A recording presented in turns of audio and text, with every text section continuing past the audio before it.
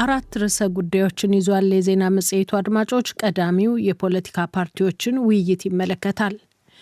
የኢትዮጵያ ብሔራዊ ምርጫ ቦርድ ቀጣዩን ሀገር አቀፍ ምርጫ አስመልክቶ ሰላም፣ የምርጫ አስቻይ ሁኔታና መሰል ጉዳዮችን በሚመለከት ትናንት ሰኞ ገዢው ብልጽግናን ጨምሮ ከሌሎች የፖለቲካ ፓርቲ ተወካዮች ጋር ተወያይቷል። ምርጫ ቦርዱ በሌሎች ክልሎች እንደሚያደርገው በትግራይ ክልልም ምርጫ ለማድረግ ዝግጅት እያደረገ መሆኑንና በጉዳዩ ላይ ከክልሉ ጊዜያዊ አስተዳደር ጋር የተቋሙ ሰብሳቢ ውይይት ማድረጋቸውን አስታውቋል። ከውይይቱ ተሳታፊ የፓርቲ መሪዎች ባገኘነው መረጃ ውይይቱ የሚቀጥል ሲሆን የሰላምና የደህንነት ጉዳዮች የቀጣይ መወያያ ነጥቦች ናቸው። በውይይቱ ከፓርቲዎች ለተነሱ ጥያቄዎች መንግስት ምላሽ ለመስጠት ቃል የገባበት መድረክ እንደነበረ የነገሩን ምንጮቻችን ገዢው ፓርቲ ተቃዋሚዎች ሚዛናዊ እይታ እንዲኖራቸው ይገባል በሚል የቀረቡ ቅሬታዎችን በሙሉ እንደማይቀበል መግለጹንም ለማወቅ ችለናል። ከአዲስ አበባ ሰለሞን ሙጬ ዝርዝር ዘገባ ልኮልናል። የኢትዮጵያ ብሔራዊ ምርጫ ቦርድ 7ኛውን ጠቅላላ ምርጫ አስመልክቶ ትናንት ሰኞ ከፖለቲካ ድርጅቶች ጋር ባደረገው ውይይት ምርጫ ነጻ፣ ፍትሐዊና ገለልተኛ እንዲሆን ከማን ምን ይጠበቃል የሚለው ቀዳሚ የመነጋገሪያ ርዕስ ነበር ተብሏል። ውይይቱ አስቻይ የፖለቲካ ምህዳር መፍጠር የሚለው ጭብጥና ምርጫ አስፈጻሚው ተቋም ያደረገው ዝግጅትም የቀረበበት ነው። ትብብር ለኢትዮጵያ አንድነት የተባለው የ5 የፖለቲካ ድርጅቶች ቅንጅት ሰብሳቢና የመላው ኢትዮጵያ አንድነት ድርጅት ፕሬዝዳንት አቶ አብርሃም ጌጡ የፖለቲካ ድርጅቶች ኢትዮጵያ አሁን ባለችበት ተጨባጭ ሁኔታ ምርጫ ለማድረግ አስቻይ ሁኔታ የላትም በሚል ጥያቄ ሲያቀርቡ እንደነበርና ያንን መነሻ በማድረግ የተዘጋጀ ውይይት እንደነበር ጠቅሰዋል። ምንም ማድረግ የማትችልበት አጠቃላይ ቀውስ ውስጥ ነው ያለ ነው እና ከዚህ አንጻር ምርጫ ማድረጉ የበለጠ የሀገሪቱን ችግር የሚያወሳስብና ደግሞ ካለንበት የበለጠ ነገር የሚከተን ነው የሚል ይዘት ያለ ተደጋጋሚ ጥያቄ አቀርበን ነበር ለቦርዱ። የኢትዮጵያ ሶሻል ዲሞክራቲክ ፓርቲ ኢሶዴፓ ሊቀመንበር ዶክተር ራሄል ባፌም ምርጫ ቦርድ ባዘጋጀው ውይይት ላይ ከተሳተፉ የድርጅት መሪዎች መካከል ናቸው። ወደ 40 ያህል የፖለቲካ ድርጅት መሪዎች ሀሳብ የሰጡበት መድረክ እንደነበር ነግረውናል። እንዴት ቢያንስ ሰላማዊና ፍትሐዊ ግልጽ የሆነ ዲሞክራቲክ ምርጫ ማካሄድ እንችላለን? ይህንን ምርጫ ግልጽ እና ዲሞክራሲያዊ አድርገን ካላለፍ እንግዲህ ሰላማዊ የፖለቲካ ምህዳር በሀገራችን አያስኬድም የምልበት እንዳንደርስ ጥንቃቄም ያስፈልጋልና የሁላችንስ ድርሻ ምንድን ነው? በዚህ እንዴት አድርገን ሁሉን አካታች የሆነ ተአማኒ ምርጫ እናካሄድ በሚል ዙሪያ ወራን። በውይይቱ ምርጫውን ብቻ ለመታዘብ የተደራጁ 45 ሲቪክ ድርጅቶች ከብሔራዊ ምርጫ ቦርድ ፈቃድ ማግኘታቸው ተገልጿል ያሉት የኢሶዴፓ ሊቀመንበር በታዛቢነት ሰበብ 7 ለገዢው ፓርቲ መጠቀሚያ የሆኑ ያሏቸው አደረጃጀቶች መኖራቸው ተጠቅሶ እርምት እንዲደረግ መጠየቁንም ገልጸዋል። የመምህራን ማህበር ሲቪል ሶሳይቲ ተብሎ የኮሚዩኒቲ ሲቪል ሶሳይቲ፣ የሃይማኖት ተቋማት ሲቪል ሶሳይቲ፣ የሴቶች የወጣቶች እየተባለ ፍትህ አካላትም እንደ ሲቪል ሶሳይቲ እየተወሰዱ ወደ መሬት ሲወረድ ታች በወረዳ ምርጫ ደረጃ 7 ያህል የሚሆኑ የገዢው ፓርቲ ተወካዮች መባል የሚችሉ በሲቪል ሶሳይቲ ስም ገብተው ስለሚፈጥሩ ችግሮች ሁሉ ተነስቶ እነዛም የሚቀርቡበት መንገድ ጽሕፈት ቤቶች የፖለቲካ ፓርቲዎች እየተዘጉ ነው። ስቲል መሰብሰቢያ እያጡ ነው። የገዢው ፓርቲ ከመንግስት ያለመለየት፣ ፍትሐዊ የሆነ ነጻ ምህዳር ያለመስጠቱ በጣም ሰፊ ሾች ናቸው የተነሱት። የመኢአድ ፕሬዝዳንት አቶ አብርሃም ጌጡ የብልጽግና ፓርቲ ምክትል ፕሬዝዳንት ሁሉንም ባይሆንም በፓርቲዎች የተነሱ ዋና ዋና ችግሮችን አምነው መቀበላቸውን ጠቅሰዋል። አስቻይ ሁኔታ የለም እያልን ከመቀመጥ ይልቅ ግጭት እንዲቆም፣ ጦርነት እንዲቆም፣ መፈናቀል እንዲቆም ከማን ምን ይጠበቃል ነው እና ምክክሩ አጠቃላይ የነበረው ሰላም ለማምጣት የዜጎችን ደህንነት፣ የመንቀሳቀስ መብታቸውን፣ የመምረጥ የመመረጥ መብታቸው እንዲረጋገጥ መጀመሪያ ሰላም ማስፈን እንደሆነ ይህን ነው ምላሽ የሰጡ። በውይይቱ ስለተነሱ ጭብጦች የፖለቲካ ፓርቲዎች የጋራ ምክር ቤትና የብልጽግና ፓርቲ አስተያየትን ለመጠየቅ ብንሞክርም ስልክ ባለመነሳቱ ማካተት አልቻልንም። ዶክተር ራሄል ባፌ እንደነገሩን በምክትል ጠቅላይ ሚኒስትር ማዕረግ የብልጽግና ፓርቲ ምክትል ፕሬዝዳንት አቶ አደም ፋራህ በውይይቱ ላይ ተገኝተው ለተነሱ ጥያቄዎች ምላሽ ሰጥተዋል።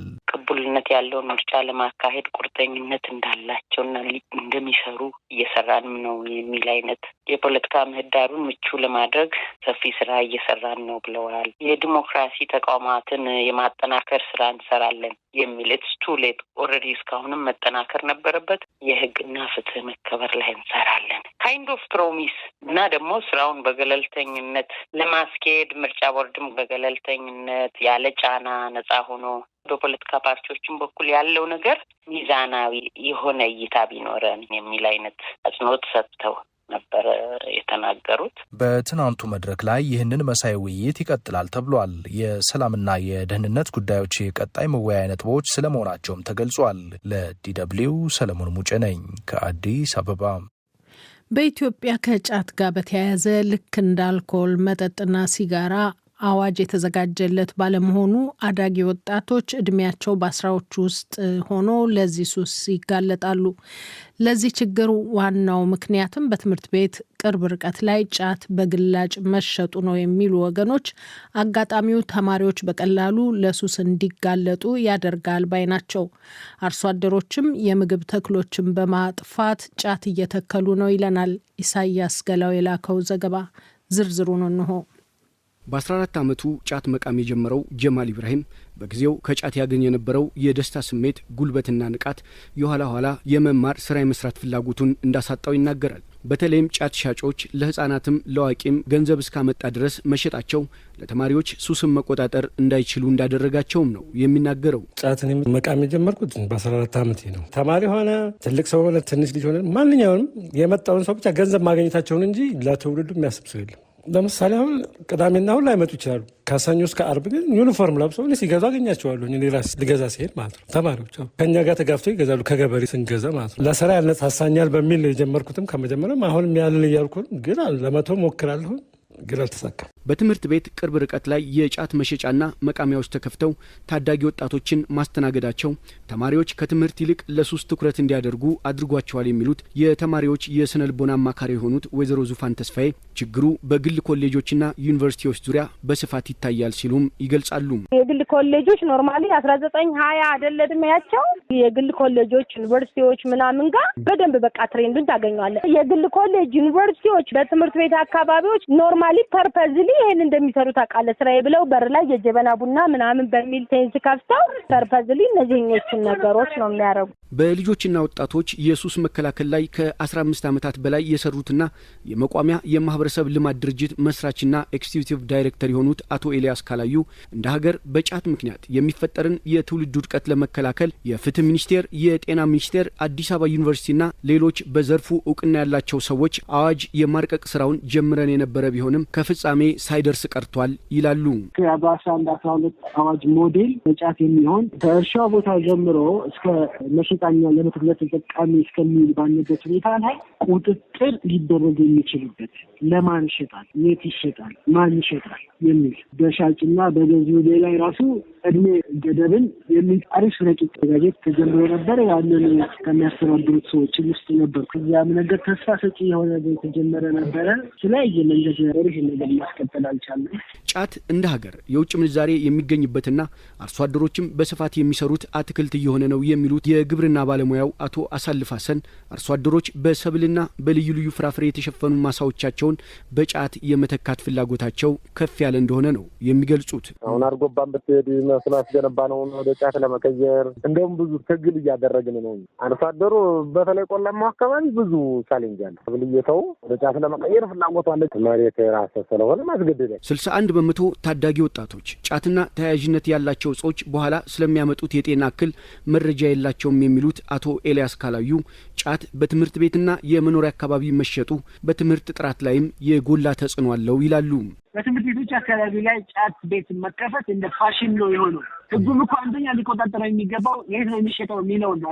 አሁን እንደ ሀገር በታዳጊ ወጣቶች ላይ ጉዳት እያደረሰ ያለው የጫት እጽ እንደ አልኮልና ሲጃራ የተጠቃሚና የሻጭ ህግ ያልወጣለት መሆኑ ከባህልና ካቻ ግፊት ጋር ተያይዞ ብዙዎች እየገቡበት የማይወጡበት የጤና እክል ወደ መሆን እየተሸጋገረ ነው የሚሉት አቶ ኤልያስ ካላዩ ብሔራዊ የህግ ማዕቀፍ የግድ አስፈላጊ ነው ይላሉ።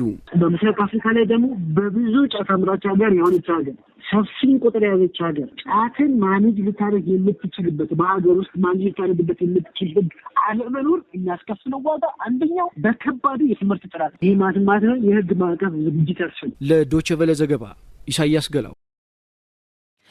ኢትዮጵያ ውስጥ የዲጂታል ክፍያ አገልግሎት የዕለት ተዕለት ተጠቃሚዎች ቁጥር እየጨመረ መምጣቱ ተነገረ። መንግስት ባለፉት 5 ዓመታት በዘረጋው የዲጂታል ክፍያ ስርዓት በየዓመቱ ከ18.5 ትሪሊየን ብር በላይ የገንዘብ ዝውውር መከናወኑን ይናገራል። ዶይቼ ቬለ ያነጋገራቸው በተለያየ የንግድ ስራ ላይ የተሰማሩ የአዲስ አበባ ነዋሪዎች የዲጂታል የገንዘብ ልውውጡ የግብይት ስርዓቱን ፈጣን ቢያደርገውም አሁንም መሻሻል አለበት ይላሉ። ሀና ደምሴ ከአዲስ አበባ ዝርዝሩን አጠናቅራለች። የኢትዮጵያ የዲጂታል ፋይናንስና የክፍያ ስርዓት በየጊዜው በፈጣን ሁኔታ እየተለወጠ ነው። በተለይ ከተማ ቀመስ በሆኑ አካባቢዎች ጥሬ ገንዘብ ይዞ መንቀሳቀስ ሳያስፈልግ ሁሉንም አገልግሎቶች ማለት በሚያስችል መልኩ በዲጂታል የገንዘብ ዝውውር ማካሄድ ይቻላል። እንዲያውም አንዳንድ አገልግሎቶች የዲጂታል ገንዘብ ልውውጥን አማራጭ አልባ አድርገውታል። በአዲስ አበባ ተዘዋውሬ ያነጋገርኳቸው ተገልጋዮች የዲጂታል ግብይት አሁንም መሻሻል አለበት ይላሉ። ማለት ተስፋ ባላለሁ ዲጂታል ተጠቃሚ ይበዛል፣ የከስተመር ኮንፈርት ይጠብቅልናል፣ እኛም ደግሞ ተጠቃሚ ነን። ግዢ ስንፈጽም በትራንስፈር እንጠቀማለን፣ ግን ሲስተም ላይ ትንሽ ችግር አለ። ለምሳሌ ሲላክ እነሱ ሲልኩ እኛ ላይ ቶሎ ያለ መግባት፣ አክቲቭ ያለ መሆን። ተስኖት ይባላል። ለሁሉም ነገር ማለት ይቻላል። አላስታውስም፣ እንደውም በቅርብ ጊዜ ኪሴ ውስጥ ሁላ ብር እስከማጣት ድረስ የታክሲ እስከማጣት ድረስ በዛ ላይ ጥገኛውኛል። ሁሉም ሰው እየተጠቀመው ያለ ነው። እኔም ጓደኞቼም ዙሪያ ላይ ያሉ ሰዎች በደንብ አክሰስ ያደርጉታል፣ በደንብ ይጠቀሙታል። እንደውም አሁን ሁሉም ሰው የዚህ ነገር ጥገኛ እየሆነው ነው። ካሽ እየጠፋ ነው ማለት ይቻላል። ብዙ ነገሮችን አቅልሎልኛል። እንደዛውም የራሱ የሆነ የተወሰነ ጉዳት ቢኖረውም ማለት ለምሳሌ ማረጋገጫ ቴክስቶች ቶሎ አይደርሱም። ስለዚህ ይሄ ነገር መተማመንን ያጎድላል። ቴክስት እስኪደርስ መጠበቅ አለብህ። ለምሳሌ ከትላንት ወዲያ እንዲያጋጥሞኛል። ከ2 ቀን በፊት የከፈልኩትን ብር አልደረሰኝም ብላኝ እዚህ ደንበኛ አለች። ስለዚህ ይሄ ነገር ትንሽ ቢስተካከል በደንብ በቃ ነገሮችን ያቀላጥፋል ብዬ አምናለሁ። ስሜ ማስተዋል እባላለሁ። ችብስና እርጥብ ነው የምሰራው። ሙሉ ቀን የምንጠቀመው በሱ ስለሆነ አብዛኛው ሰው እንዲያውም የማይጠቀም የለም ማለት ራሱ ይቻላል እኮ። ትራንስፈር ነው የሚጠቀመው አብዛኛው ሰው።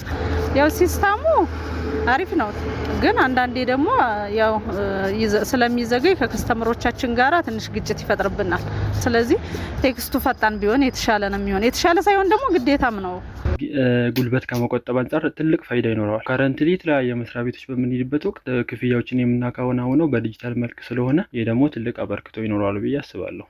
እንደ እክል የሚያዩበት ነገር ከኔትወርክ ጋር የተያያዘው ነገር ነው። በዋነኝነት ብዙ ጊዜ ቴክስቶች ቶሎ አይገቡም። ይሄ ደግሞ በሰዎች ዘንድ አመኔታን እንዳይኖር ያደርጋል። ገንዘብ በዲጂታል ከአንድ ወደ አንዱ ሲተላለፍ ፈጣንና ቅናሽ መሆን ሲገባው ተጨማሪ የዝውውር ዋጋ ያስከፍላል። በዛ ላይ ሲስተም የለም በሚል ሳቢያ የግብይት ክፍያዎች በወቅቱና በተፈለገው ፍጥነት ልክ አይከናወኑም ያሉት ተገልጋዮች በኢትዮጵያ ያለው የዲጂታል ገንዘብ ዝውውር በጥሬ ገንዘብ ቢከናወን ከፍተኛ ወጪና መጨናነቅን ይፈጥር እንደነበረ ጠቁመው ለገንዘብ ዝውውሩ የሚከፈለው ክፍያ አነስተኛ መሆን አለበት ሲሉ ሀሳባቸውን ተናግረዋል። ለዶይቼ ቬለ ራዲዮ ሀና ደምሴ አዲስ አበባ።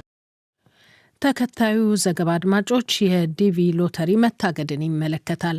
ፕሬዚዳንት ዶናልድ ትራምፕ የአሜሪካን ግሪን ካርድ ሎተሪ ዲቪን ማገዳቸው በሕጋዊ መስመር ወደ አሜሪካ ለመግባት የሚፈልጉ ሰዎችን የሚጎዳ እርምጃ መሆኑ ተገለጸ። የፕሬዝዳንቱ እገዳ አንድምታና በኢትዮጵያ ላይ የሚያመጣውን ጫና በተመለከተ ታሪኩ ኃይሉ ከአትላንታ የሕግ ባለሙያ ትንተናን በማካተት ተከታዩን ዘገባ አዘጋጅቷል። ፕሬዚደንት ዶናልድ ትራምፕ የአሜሪካ ግሪን ካርድ ሎተሪ ዲቪን ባለፈው ሳምንት ያገዱት በብራውን ዩኒቨርሲቲ በተፈጸመ ጅምላ ጥቃት 2 ሰዎች መገደላቸውና 9 መቁሰላቸውን ተከትሎ ነው። ጥቃቱን ፈጽሟል ተብሎ የተጠረጠረው ፖርቹጋላዊ ክላውዲዮ ኔቪስ በዛው ሳምንት የማሳቹሴትስ ቴክኖሎጂ ተቋም ፕሮፌሰርና የቀድሞ የክፍል ጓደኛውን ኑሮ ኖሬሮንም ገድሏል ብለው እንደሚያምኑ የአሜሪካ ባለስልጣናት ተናግረዋል። ከቀናት ፍለጋ በኋላ በተከራየው መጋዘን ውስጥ ሞቶ የተገኘው ፖርቹጋላዊው እንደ ጎርጎሮሳዊ አቆጣጠር በ2017 ዲቪ ሎተሪ ደርሶት ወደ አሜሪካ እንደገባና የመኖሪያ ፍቃድ እንዳገኘ ተነግሯል። የዲቪ ሎተሪ ከመላው ዓለም በዓመት 50,000 ሰዎች ወደ አሜሪካ እንዲገቡ እድል የሚሰጥ ፕሮግራም መሆኑን ዶቼ ቬለ ያነጋግራቸው የህግ ባለሙያው ዶክተር ፍጹም አቻሜለህ ገልጸዋል።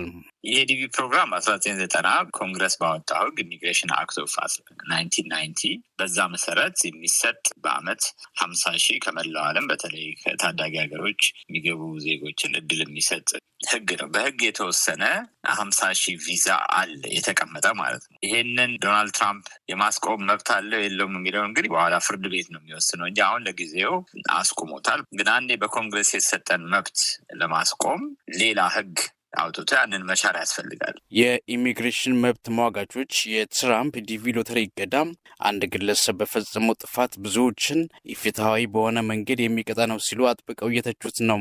በተጨማሪም እርምጃው የኮንግረሱን ስልጣን የሚጋፋ ህጋዊውን መስመር ተከትለው ወደ አሜሪካ ለመግባት ረጅሙን ሂደት በትዕግስት የሚጠባበቁ ሰዎችን የሚጎዳ ለሀገሪቱ ምጣኔ ሀብትም መዘዝ ያለው ነው በማለት ተቃውሞ ይሰማበታል። የዲቪ ሎተሪ በአሜሪካ ዝቅተኛ ስደተኛ ምጣኔ ካላቸው ሀገሮች ሰዎች ወደ አሜሪካ መጥተው ቋሚ የመኖሪያ ፈቃድ እንዲኖራቸው በኋላም የአሜሪካ ዜግነት ለማግኘት ማመልከት የሚያስችላቸውን እድል የሚሰጥ ነው። በዚሁም መርሃ ግብር በርካታ ኢትዮጵያውያን ሲጠቀሙበት መቆየታቸውን የተናገሩት ዶክተር ፍጹም የመታገዱ ውሳኔ ብዙዎችን የሚጎዳ መሆኑን አመልክተዋል። ከ6,000 እስከ 7,000 አንዳንዴም እስከ 8,000 በአመት ኢትዮጵያን የሚመጡበት እድል ነው። አሸናፊዎቹ ብቻ ሳይሆን ቤተሰቦቻቸው፣ ሚስቶቻቸውን 21 ዓመት ያልሞላቸው ልጆቻቸውን ይዘው የሚመጡበት እድል ነበረ ነውም። እንግዲህ አሁን ነበረ ብሎ ለማለት ገና እንትን ነው እና ይሄ እንግዲህ ባለፉት 30 ምናምን ዓመታት በጣም ብዙ ሰዎች ወደ አሜሪካን ሎተሪ ወጥቶላቸው እንዲገቡ ብዙዎቹ በተለይ ደግሞ የኢትዮጵያን ኢሚግራንት በአብዛኛው 90-80% ከዛ በላይ 90% ወንጀል ውስጥ የማይገቡ ሰርተው ራሳቸውን ቤተሰቦቻቸውንም አሜሪካንም የሚረዱ ሰርተው ብዙ የተሻሻሉ ሰዎች ቢዝነስ የከፈቱ ትምህርት ቤት የተማሩ ሐኪም የሆኑ ኢንጂኒየር የሆኑ በጣም ብዙ ነርስ በጣም ብዙ ነገር ለአሜሪካም ኮንትሪቢዩት ያደረጉ ሰዎች ያሉበት ስብስብ ነው። ኢትዮጵያውያንና ትውልደ ኢትዮጵያውያን በአሜሪካ ውስጥ ከሚያበረክቱት በጎ አስተዋጽኦና ስኬታማነታቸው አኳያ የኢትዮጵያውያን የዲቪ ኮታ በየዓመቱ ሲጨምር መቆየቱን የህግ ባለሙያው አውስተዋል። ኢትዮጵያውያኖች ምን አይነት ጥንቃቄ ማድረግ አለባቸው ብለው ምክር ያስተላልፋሉ?